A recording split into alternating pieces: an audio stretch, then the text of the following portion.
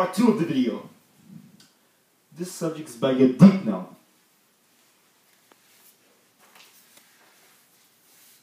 Like I was saying about Jesus' birth, Jesus' mother named Mother Mary, the Virgin, and how the Virgo, the Virgin, the constellation is named the Virgin. Now look at this similarity. Astrologically, it is also relevant that the sun enters each sign of the zodiac at 30 degrees. And such a ministry Jesus begins at around what age? What age did he begin his ministry? 30. That's what age.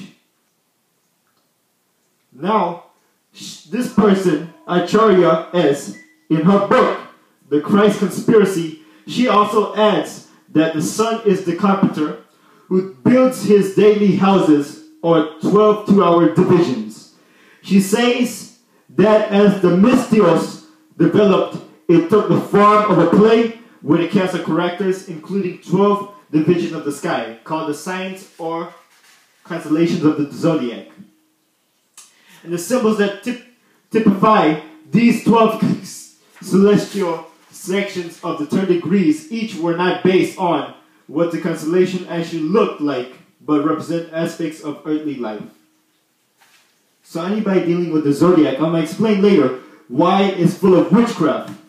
Because while I'm doing the subject, we're comparing the ancient religions, your modern religions, and Islam. I'm going to show you how when you go with Islam, Islam was the only religion in the beginning. But Satan, had a way of deceiving the people. He now, instead of making the people, keeping the Muslim people Islamic, he wanted to deviate them from the path. Go to shaitan traps. So you know what he did?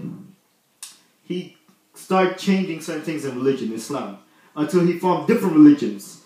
And these different religions also had different things like witchcraft, all these other stuff, which I'm about to explain later in the video. But to show you that Islam is all the way, I want you to keep focused. So since I explained to you the similarity of the ancient pagan traditions and Jesus, now I would like to explain, when was Jesus born? Was he born on December 25th? I keep asking that question. So now, let's get the answer. According to the Bible, in Luke chapter 2 verse 8, when Jesus was born, the shepherd went out into the field. Guess what happened? If the shepherds go out in the field at mid-winter time, remember that region around there where Jesus was born is in the northern hemisphere. Northern hemisphere. And out here, we live in the northern hemisphere. So our winter and their winter is the same. So if it's cold out there, it's cold out here. So if Jesus' birth was supposed to be in midwinter time, why would the shepherds go out in the field in midwinter? It's freezing and cold. The shepherd will be a fool to go out in that time. Why? Because nothing will blossom, none of the fruits. And also the sheep will freeze from death because it gets very cold out there. So the shepherd's a fool. But we see, according to Islam, Surah 19, what does it say? That when Mary's about to give birth to Jesus, she shake the date palm and date fall right through it. Does date palm is a tropical fruit or a desert plant? Does that palm tree, does it blossom in wintertime, midwinter, or midsummer? Ask you the question. Midwinter or midsummer? Summer. Midsummer. It can't be midwinter because out there it's freezing. So it shows that the Mary gave birth to Jesus during midsummer time, around spring or midsummer. Not midwinter. It cannot be. So it doesn't make sense for a shepherd to go out in the field because nothing is blossoming and the sheep will freeze to death.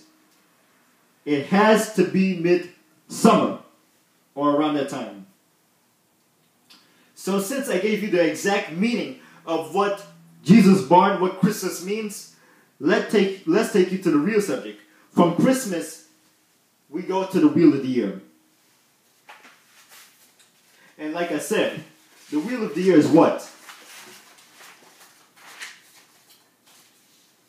Throughout the year, the sun moves through a cycle within what we call the wheel of the year. and it's divided into 4 sections. This wheel is composed of 12 houses of the zodiac, and the ancients depicted the sun as a man who grows older as a season. Remember I've said that? He depicted as a sun. It grows after December 25th, like after December 25th is born. It grows, have its life, and it gets older until it becomes a man, and it dies on December 21st. And then you do the cycle again every single year. And believe me, the Catholics, the reason why they celebrate the Jesus' birthday at that time, the December 25th so-called birthday, is they want fresh crucifixion every single time. They have that celebration because Matthew 26:26 say, the bread is my body and the blood is my wine. The wine is my blood. So they literally think that they're making Jesus and they're eating him again. That's cannibalism. So to take Christmas and put it into the wheel of the year, I'm going to start it now.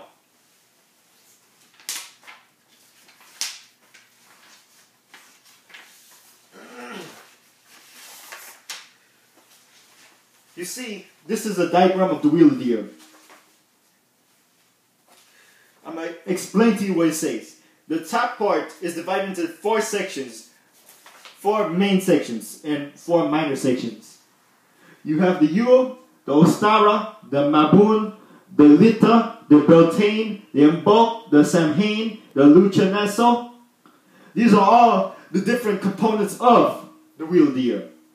But inside that, you have the zodiac symbols, all the zodiac, because anybody who's dealing with this is full of witchcraft.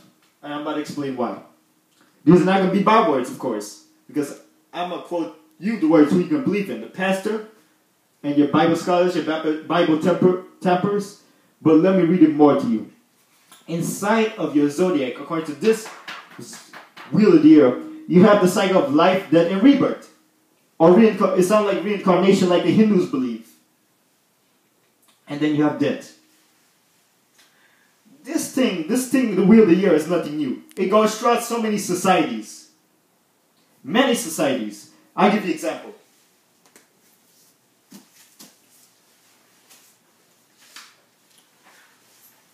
In the Buddhist religion, you have something called the Bardo Todo.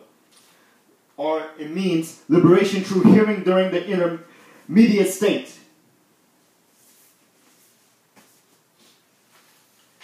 There's a reason why I brought that book up. The Tibetan Book of the Dead.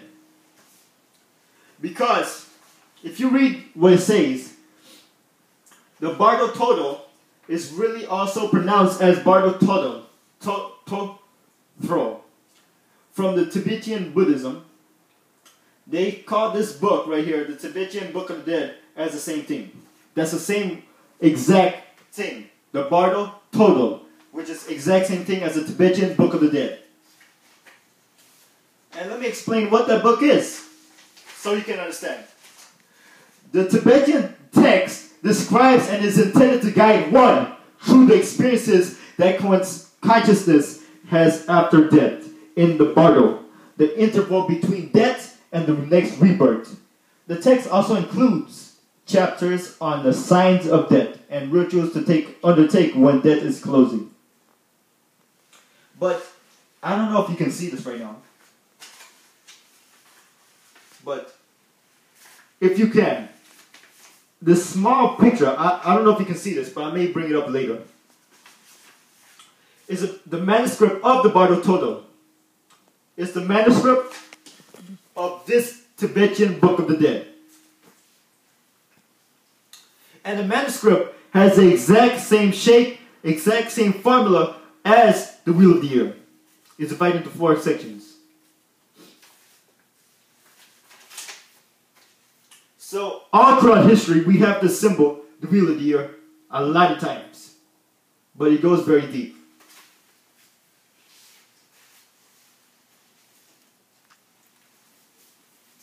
So whoever has a chance, buy this book and read what it has to say. It is published by the introductory commentaries by His Holiness the Dalai Lama. This is the Tibetan Book of the Dead. Get that book. Because the manuscript of this book looks like the Wheel of the Year.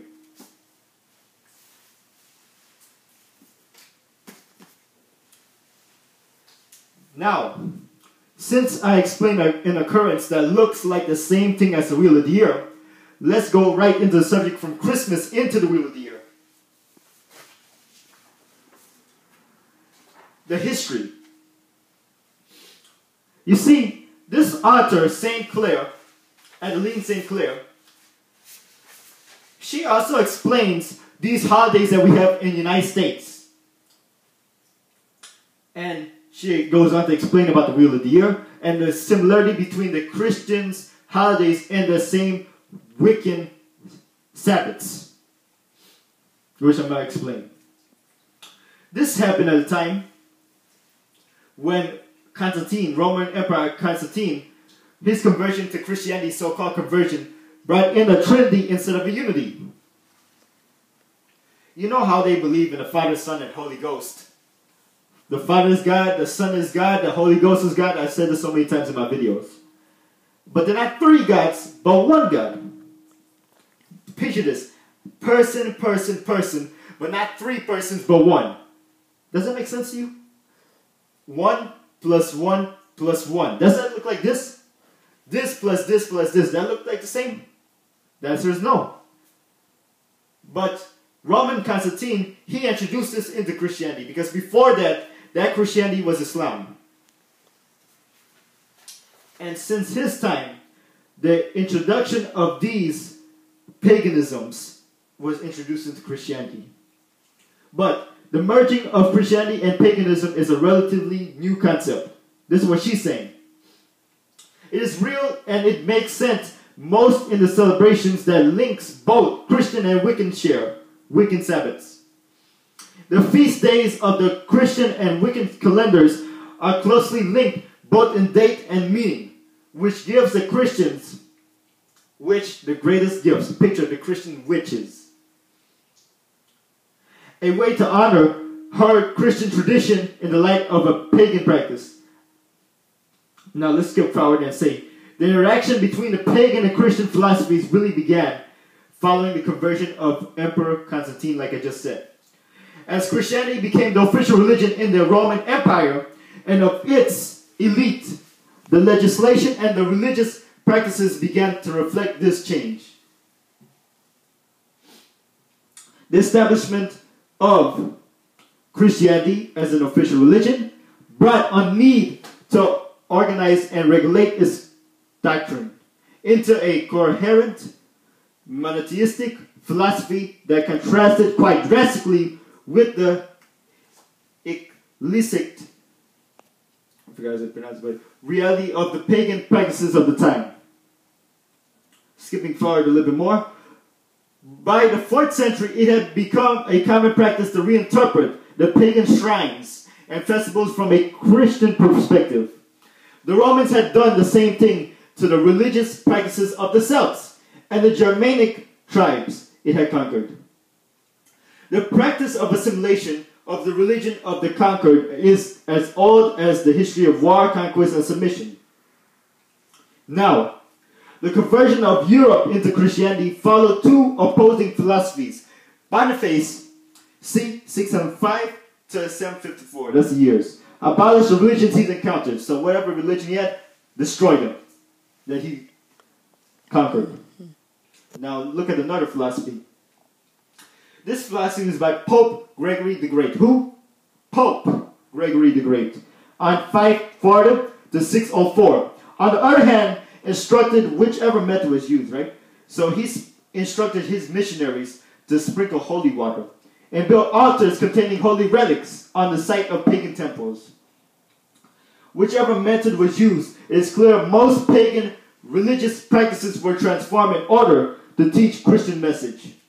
These are not my words. She's saying that these things were changed by paganism to preach the Christian message. So, the pagan heritage is most obvious in the feasts and celebrations we both share. The 8 Wiccan Sabbaths. And what are Sabbaths? Those are the times when your witchcraft people gathered and renewed their vow with Satan by doing these celebrations, like your Halloween. Different celebrations, which I'm about to go in detail next. Now, this makes merging two faiths extremely easy for someone who wishes to practice the Christian witchcraft. Practicing Christian witchcraft does not mean you have to merge all celebrations. You can choose. So, let's explain what Yule is. What is Yule? Well, I just mentioned. Christmas. Christmas is the same date as Yule. Yule is celebrated on the winter solstice, the longest night of the year. The date for Christmas was chosen by the Roman Emperor Aurelian in the year the 3rd century to coincide with the feast of the unconquered sun. So for both these feasts, we can see a strong association with the power of the sun. Many pagan traditions were incorporated in the Christmas feast. Boniface introduced the same man with the philosophy that he destroyed all the religions, just destroy them if we conquer them. This man, look what he did. He introduced the Christmas tree, which was a Germanic tradition. Also, Santa Claus is an amalgamation of Saint Nicholas and the god Odin. What is the ritual practices? They burn candles throughout the night. It is a practice both pagans and Christians do. Christians still perform a midnight mass of this night, a symbol of keeping light burning in the darkness of the nights. Pagans let candles burn all night, long to give strength to the sun on the longest night of the year. That's the rituals. But this thing is so interactive. The same thing I was explaining what the Pope did and stuff, this feast, this was really ancient paganism. Anytime when we're dealing with the Roman Catholic Church, you will see a lot of ancient paganism in there. And I go one by one. So these feasts are interactive as the same thing.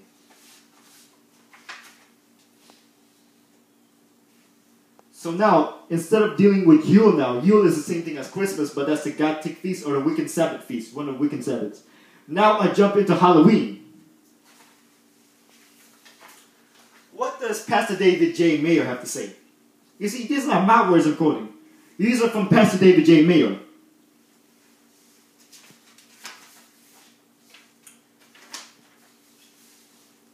Before I give you the meaning of his passage, Halloween and the occult, I'd like to give you a little history of him. Pastor David J. Mayer was born in 1950 in a small town of Clintonville in northern Wisconsin. Through his preteen years were normal in most senses, his teenage years were very rocky. If you would talk to him today, he would admit he did a lot of foolish things, very crazy stuff. One of the things he did was witchcraft. His family had a lot to do in history, in witchcraft history. He became involved in what type of witchcraft? Astrology, numerology, palm reading, and other forms of witchcraft. Like when I was talking about astrology, the sign of zodiac, I'm going to go in detail why later, why it's witchcraft. At the time, his future did not look too bright. But this is what it says, but God had other plans. That's all I want to read about his history because it goes more longer than that. But let me read to you the Halloween and the occult. Witchcraft, this is his story. Witchcraft is a real but misunderstood thing. I know because witchcraft goes back to the pastors, not my family side, but the pastor paternal side of my family, pastor family. For over 5 generations, to Chesterfield, Massachusetts in 1770, before 1776 when the United States became independent from Britain. So 1770, that's how long. His great-grandmother, not mine, his great-grandmother is a well-known witch in Wisconsin. In the early years of this century, Caroline was a blind witch and used her fingers to read palms and also became adept at putting the hex on people. Many spooky things, so-called spooky things, would happen in our family, their family. Dishes would slide from the shelves, lights would fall to the ground and unscrew. Filmy operations, jinns, that's what it is. Operations would appear and vanish, And this sort of thing will happen as a way of life. In one instance, my father, well, his father, was riding with his grandfather in a horse-drawn wagon when a filmy white apparition appeared in front of the horse, causing the horse to rear up on his hind legs like he was scared. Surrounded by electrifying fear, as Muslims, we're not supposed to be fear of this thing. But for a non-believer, of course, you're going to expect him to be fear. Electrifying fear, my grandfather, well, his grandfather, not mine, his grandfather, cracked the whip and wagon lurched forward and on its way, meaning it ran away from it. In one instance, no, actually, I'll rewrite that. My father also watched, his father, was watched in stunned amazement when on another occasion an unhitched wagon, meaning no horse on it, loaded with hay, went up a steep hill by itself. By itself. You know, according to Islam, if you read the hadith, what's happening right now is really a jinn problem. Nothing more than that. Plain and simple, it's just a straight jinn problem. But according to hadith, jinns have the strength of 40 men. If whoever is not with Allah, 40 men. So you can have, it makes sense why an unhitched wagon without a horse is going up the hill. It makes sense. But to them it won't make sense because they don't have any idea. What is this thing? Now, Halloween was a special time for me. Not me, the pastor. As I was growing up in Clintonville, Wisconsin, he, meaning the pastor, gave his heart and soul to that day called Samhain. And what is Samhain? The same time when Halloween is in the wheel of the year. Out of the 8 categories, or 4 major sections and 4 minor sections, there's something called Samhain. Right here. That's Halloween. If you can see it. Look closely. That's what it is. This thing called Samhain. Look what he has to say. I had learned that the pagan Sabbath of Samhain was a time when the barrier between the mundane and astral planes was very thin and departed spirits easily crossed over. Jinns. I also learned that the Roman Catholic Church copied and renamed all the 8 Sabbaths. At the same time when all the witchcraft people gathered up and renewed their vow with Satan. Not only had Samhain become Halloween, but winter solstice became Christmas, Erbo became Candlemas, Beltane became May Day, and Lugnasad became Lammas. The vernal equinox, you know vernal equinox, was celebrated as Easter, which is always the first Sunday after the first full moon following the spring equinox. This is what he has to say. Halloween was his special time, not my special time. I hate Halloween, believe me. Halloween, I reject it because knowing that this is a witchcraft Sabbath, Wiccan Sabbath, I'll reject that. I don't have time for that. But it was a time when he felt drawn to become like his great-grandmother. Not mine, his.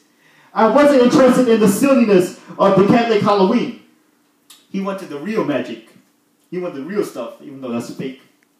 The so-called Christians were cursing themselves and their children by copying the craft that their tenets forbade. I knew full well that these so-called Christians were copying what my spiritual ancestor had done for many centuries. And guess what? Look what he has to say. The powerful witches known as the Grand Droids. It sounds like android. Grand Droids. Androids. I'm just saying. Or men of the oak that lived in the ancient British Isles gathered at Stonehenge on this October 31st, Halloween's Day. These ancient witches practiced human sacrifice, hauled out pumpkins and turnips, carved faces into them, and then used candles made from human tallow to illuminate them. What does that mean? They commit human sacrifice to renew their vow with Satan. And why? And guess what happened? They illuminate their candles. They illuminate the pumpkins they carve into it, the turnips. They illuminate these things with human fat. I mean, probably fat people, they were looking more closely to, they'd be like this, oh, we should commit human sacrifice for him. Kill the fat man, not the skinny one, the fat man should have it. I'm not trying to play offensive on that, but I mean, he has a lot of fat though. So there's more fat means more jack-o'-lanterns. But the jack-o'-lanterns now, guess what they do? They're the only thing in the United States today that they're being illuminated with candles. The same thing that these ancient witches did. So, they carve faces in them, and they use candles made from human tallow to illuminate them. You know, you have a lot of crackhead Muslims. I gotta admit, a lot of crackhead Muslims. Why? They send their children to a celebration called Halloween. They don't study the history of Halloween. That's number one. But what happens after that? Do these Muslims know what they're sending their kids to? A lot of people are kidnapped today and being sacrificed to Satan, Shaitan. How would you feel if your kid, I'm talking Muslim now, if your kid or anyone left the house for trick-or-treat, trying to get some food from some strangers, and these strangers kidnap your kid and just slit the trunk and take all the fat from them and then light it as candles? How would you as a parent feel? Ask you the audience a question. I know you will feel bad for that. I'm not the only one. But picture, they're not just killing them. They brutally kill them. How would you feel about your child going in this poor situation? When you yourself could have saved the situation by telling them, no, don't go on Halloween Day. This is a scary day. That's why I'm just asking from you, my brothers and sisters. Just learn the celebrations. Just learn what you're doing before you do something. Don't just go blindfolded, or else Shaitan likes that. He can trick people. Because according to Islam, a worshipper who's strong in Islam, who doesn't have enough knowledge, can be tricked by Shaitan very easily. But a strong worshipper who has knowledge and spreads it cannot be tricked as easily as the one who doesn't have knowledge. So all I'm just saying is, learn what you're doing before you do something. Because I know you have a lot of regret if you don't do it.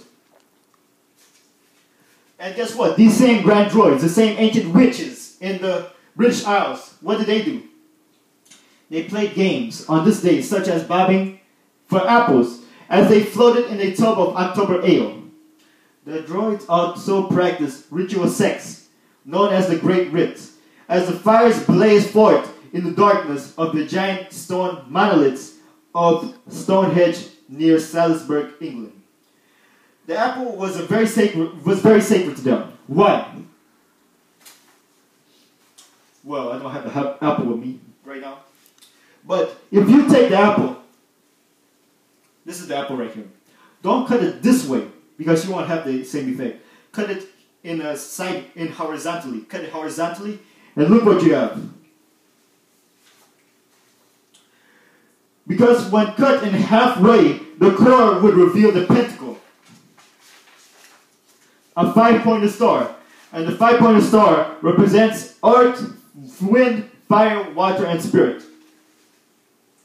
Always you hear the same elements. Earth, fire, water, air. Always. Any place you hear it. But if you only know.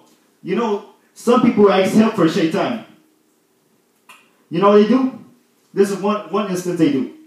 Shaitan now, if in order for them to make a favor, the Shaitan get them a favor for them, the Shaitan will tell them whether if they're from the earth origin, from the fire origin, water, air, or these type of materials. And if you're from this such and such origin, you'll burn incense. Or if you're from this such origin, like the air, they put something on the bird, eagle, and it flies away, or different things. So what's the purpose of this? You see, there's nothing really big about that part. The earth, air, water, fire. But the main thing is that you committed disbelief. You're associating partners with Allah. You want help from something else other than Allah. So because of that, since you committed falsehood in believing that, oh, I'm from the fire origin, or I'm from the water origin, it committed falsehood for you to follow what it wants, then it gives you a favor from committing disbelief. So because of this, you have a lot of association partners. That's shirk, according to Islam. So because of this belief, the Shaitan gives them what they want. Because Shaitan wants to take men from Allah's way and put them into hellfire. That's what he was asking Allah for, as the gift for all his worship that he did for so long in heaven. Because when